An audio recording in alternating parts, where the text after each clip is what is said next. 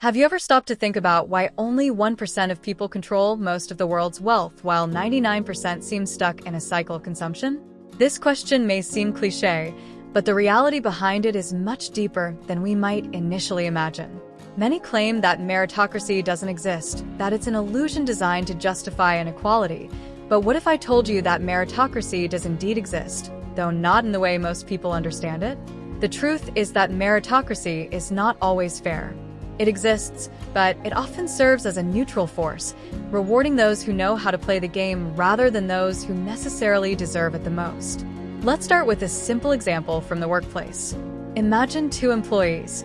One who works tirelessly, is highly productive, and does everything in their power to excel.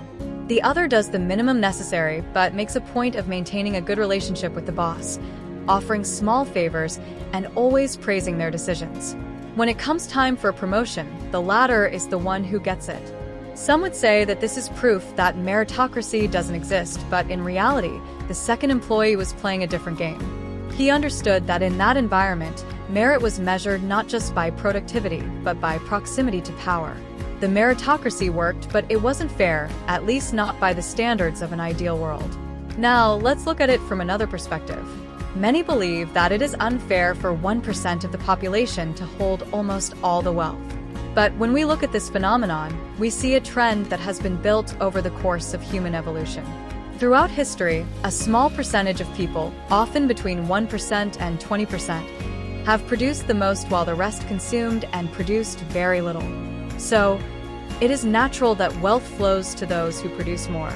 This creates a vicious cycle where the 1% educate themselves more, produce more, and thus accumulate even more wealth. Then there's the argument that the worker produces more than the company owner, who is usually wealthy, but many do not understand what the owner did to get to where they are. They took risks, made strategic decisions, and invested their time and resources to create a business that could employ thousands of people. They are indeed responsible for the creation of work conditions for those people, which is a difficult feat to achieve, and very few can accomplish it. If we were to divide wealth equally among everyone today, we would become a poor society because it would not reward those who create jobs and drive economic productivity. Over time, the wealth would inevitably flow back to the 1%, as they are the ones who generate the greatest productivity. It's similar to heirs. Some can maintain and grow their inherited wealth, while others lose it almost entirely.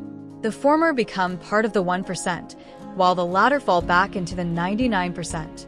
This is why so many lottery winners lose everything in a matter of years. The wealth returns to the hands of those who have the knowledge and skills to manage it effectively. So, if the system is not fair, what can we do to change it? The first step is to understand that fairness is not inherent to the rules of the game, it's in how we play it. The fact that meritocracy is not perfect does not mean that you cannot rise above the majority if you understand the dynamics that govern the system. While effort is important, it is not enough. Strategy, networking, and the ability to see opportunities where others do not are crucial to making a difference. Let me give you a quick example from history. During the Industrial Revolution, some people managed to amass enormous fortunes while others continued working tirelessly in factories. What was the difference? Those who got rich saw opportunities in creating new products, processes, and business models that solved problems and met demands on a large scale. It wasn't just hard work that distinguished them, but rather their ability to see beyond their immediate reality and create something that others valued. This is the first step for us to understand why only a small percentage of people accumulate wealth, while the majority consume. And it is from this understanding that we will begin to explore the concepts that make up this reality, concepts that, when properly understood, can help you break out of the 99% and start thinking like the 1%. The truth is, many people are trapped in a mindset focused on consumption rather than production. This isn't just about buying things, but about how we approach life, work, and the opportunities that come our way. The 1% understand that success isn't just about accumulating wealth, it's about creating value. It's the ability to see the world as a place where you can make things happen, rather than waiting for things to happen to you. Think about this. In every area of life, there are producers and consumers. Producers are those who create, innovate, and provide solutions to problems.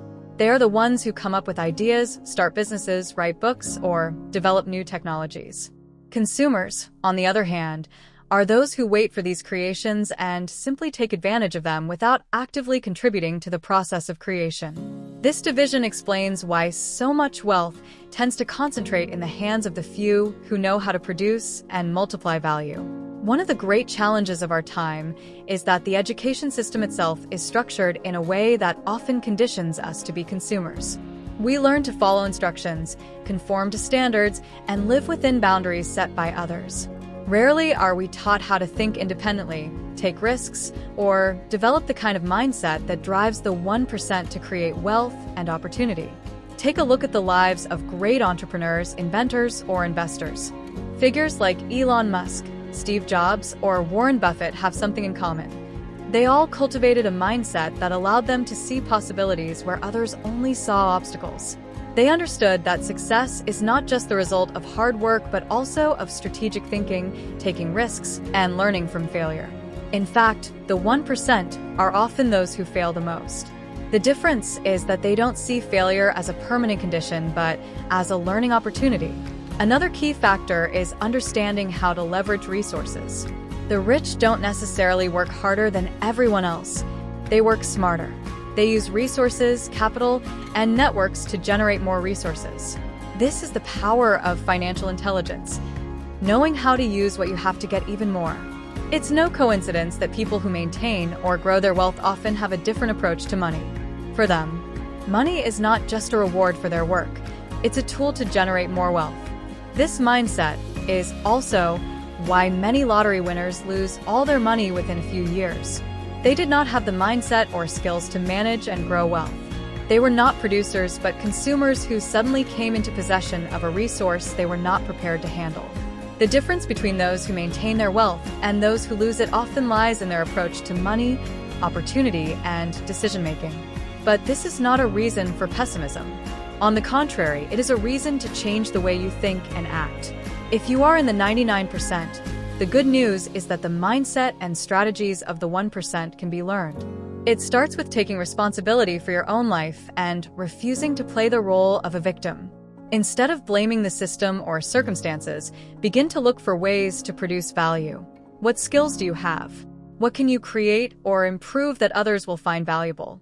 As we start to understand this dynamic, we realize that true meritocracy exists when we shift our focus from consuming to producing. But it is not a simple meritocracy, because not everyone starts from the same point. That's why it is important to cultivate skills, develop a strong network, and continuously educate yourself. It's not enough to work hard. You must work smart and strategically, always seeking to position yourself in places where your efforts will be most valued.